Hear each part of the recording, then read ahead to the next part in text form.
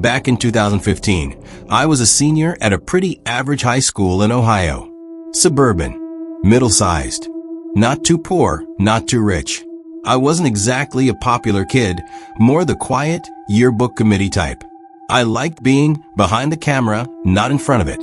It was the last week of school, and we were finalizing the yearbook layouts. All the official stuff, sports, portraits, club pages, was already submitted. But we still had a few spreads left for candid photos, hallway shots, and little notes seniors had left behind. We were just trying to fill pages before printing. There were 3 of us working late in the media room after school. Me, a guy named Tyler, and this girl Jenna. We were sorting through files on the yearbook drive, checking image names, fixing blurry shots, making sure there were no duplicates. That's when I found it. A photo file with no label, just a string of numbers. I opened it. It was a picture of the senior hallway. Lockers lined the walls, lights slightly dim like during late afternoon. The angle was weird, low to the ground, maybe taken from someone crouching or even lying on the floor. Everything looked normal, except at the end of the hallway, near the emergency exit, was a person, blurry, but clearly there, wearing what looked like a graduation robe, head down, arms hanging, standing perfectly still. I figured it was someone goofing around, maybe a staged photo, but Jenna leaned over and frowned. We didn't take that. I checked the file details. It said the photo was created at 3:17 a.m., 3 days earlier. Problem is, the school is locked up tight at night. No one has access unless you're staff, and even then, the network drives are shut down after 10 p.m. Tyler joked, maybe the ghost of a failed senior finally came back to walk. We laughed, but then Jenna got serious. She said, wait, do you guys know about Locker 143? I shook my head. She told us that Locker 143 hadn't been used in years. Not since a girl named Emily R. died during our sophomore year. Car crash. She had been in the art club. Kind of quiet. Apparently, she used to hang out in that hallway between periods, sketching in her notebook. The same hallway where that photo was taken. Jenna showed us something else, another photo from earlier in the semester. A random hallway shot during homecoming week. And there it was again, that blurry, dark figure just barely visible at the end. We found 4 more photos from throughout the year, taken by different people, on different dates, always the same figure, same spot, sometimes with a slight tilt of the head, sometimes gone completely, depending on the angle. It was like she only appeared when no one was paying attention. Things got weirder when the janitor approached me the next day. He said, "You work on the yearbook, right? Just curious, you ever get shots of the girl in the hoodie standing near 143? I froze. He said he saw her around 6 p.m. sometimes, after the building was technically closed. Just standing there, not doing anything. Thought it was a student staying late. Said she always looked out of focus. When I asked him what hoodie she wore, he said, maroon, like the old uniforms. Our school hadn't used maroon since 2011. That week, we uploaded the final yearbook files to the printer's portal. But when we submitted the final cover layout, just a standard full-page collage of prom night, the upload glitched. The rep emailed us saying, "Hey, weird issue with your back cover. Looks like there's an extra image layer. Someone must have added it late." We checked. Everything was normal until we zoomed into the far left corner of the prom dance floor. There, half faded into the shadows, was a girl in a maroon gown, just standing at the edge of the crowd. Her face wasn't blurred. It was just empty. No features. Just a pale outline where her face should be. The printer said they couldn't remove it without corrupting the file. So we left it. The books arrived a week later. 1,000 copies, professionally printed, ready for distribution. On the last day of school, someone placed one of those yearbooks in front of locker 143, opened to the last page. No one knows who did it. But to this day, I still keep my copy sealed in plastic. I've only opened it once since. And yeah, the photo's still there. But now, when I look closer, she's a few steps closer to the camera.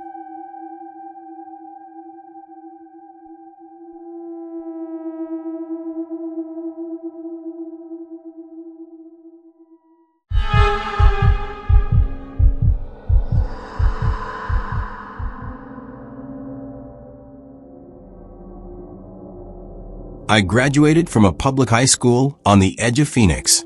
Our school was big, around 2,000 students, and we had one of those older buildings that felt like it was constantly under construction. Flickering hallway lights, broken drinking fountains, classrooms that still had overhead projectors instead of smartboards. In 2009, I was a junior. I wasn't a troublemaker, but I did have a habit of skipping PE.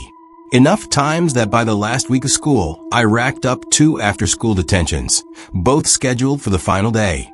So while most kids were signing yearbooks, dumping notebooks into trash bins, or sneaking out early, I was stuck in room 214 with 2 other guys and a substitute teacher none of us recognized. 214 was one of those weird leftover rooms at the back of the West Wing. No windows, cement walls, and a humming light that never stopped flickering. The clock above the door was broken. It always said 1:23. That detail will matter. It was about 1:15 p.m.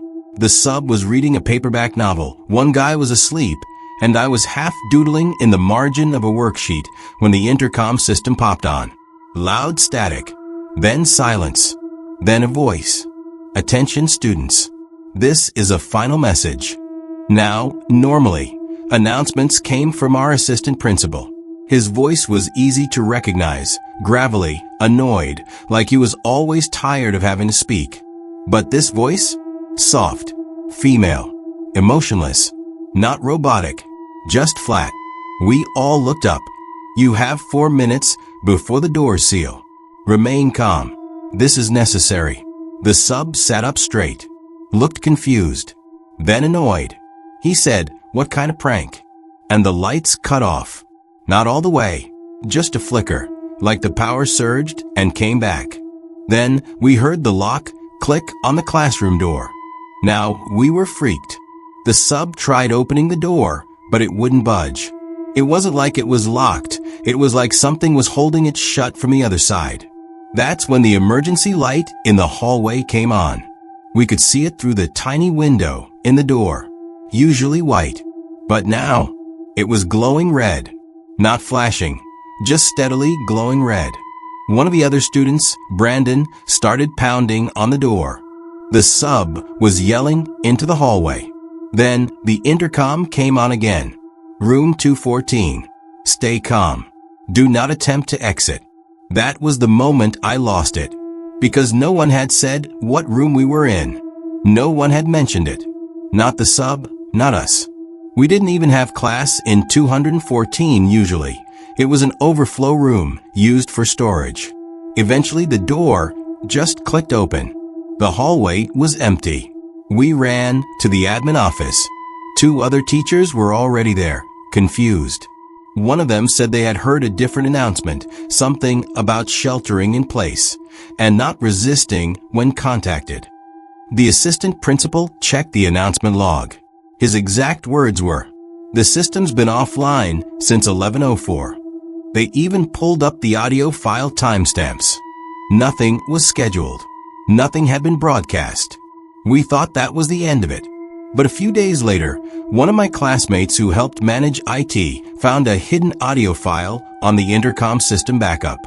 It had no file name, just a number, 0012140001. He played it for us. It was the exact same voice, the same message, word for word, except after the line about sealing the doors, it added something we hadn't heard. Do not answer her if she knocks. That's when I asked him, how long had the file been there? He said it had a creation date of 2004, which was 5 years earlier, which was the same year Leanne Ramirez, a senior, locked herself in room 214 and died. It wasn't suicide, technically. She'd had a breakdown, refused to come out, and by the time they got in, it was too late.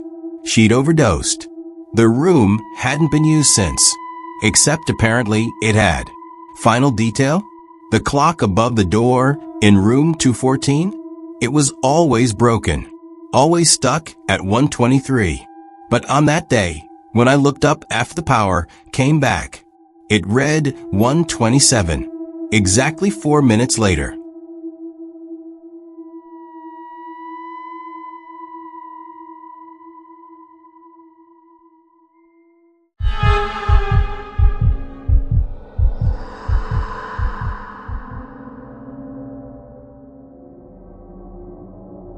This story didn't happen to me, but to my older brother, Ryan.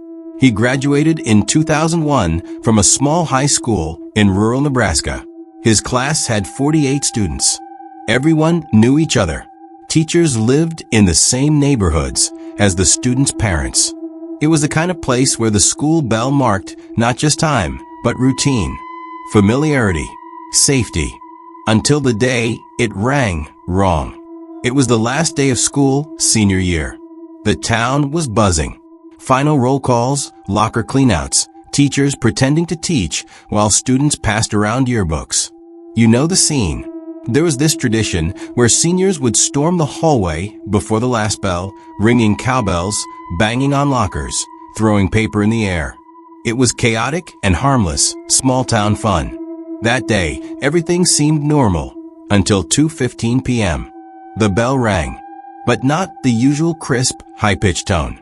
This one was slower, deeper, like the sound was coming through water. My brother said it felt like the walls vibrated slightly, even though no one else really acknowledged it.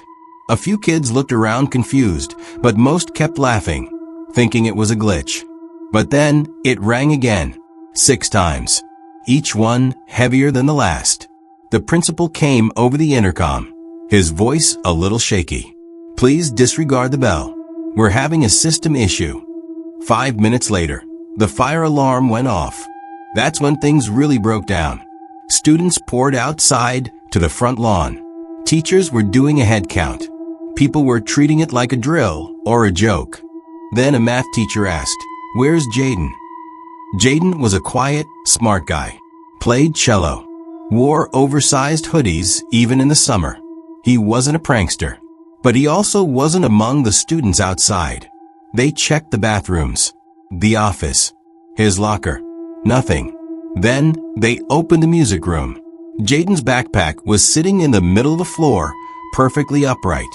His folder lay beside it. The room was empty, except for one thing. A metronome sitting on the edge of the piano, ticking back and forth. No one remembered turning it on. Jaden was never found. There were rumors, of course, that he ran away, that it was suicide. But his bank account, his room, even his shoes, untouched. His parents never moved, never stopped leaving his porch light on.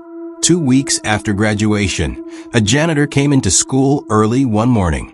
He told Ryan, who was helping prep the gym for summer programs, that he saw someone in the hallway.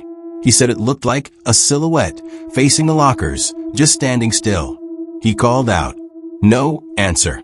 When he approached, the figure was gone. Now here's where it gets darker. During that same week, the school library system crashed. All student accounts were wiped, except one, Jaden M., and the system showed his ID as active. Every time they deleted it, it reappeared. Finally, they shut down the entire digital system and rebuilt it from scratch. But one file kept popping back up, a plain text file with no name. When the IT teacher opened it, all it said, repeated over and over, was, "It's not over when the bell rings. It's when it rings again." They removed the hallway bell that summer, replaced it with an electronic tone. But during Ryan's last visit to that school, 5 years later, as an alumni guest, he walked through the now renovated West Wing hallway. As he passed the old music room, which had been turned into a supply closet, he heard a chime. 6 notes. Slower than any bell used today. He turned. No one was there. But on the wall near the door, written in faded Sharpie, were 3 words. He never left.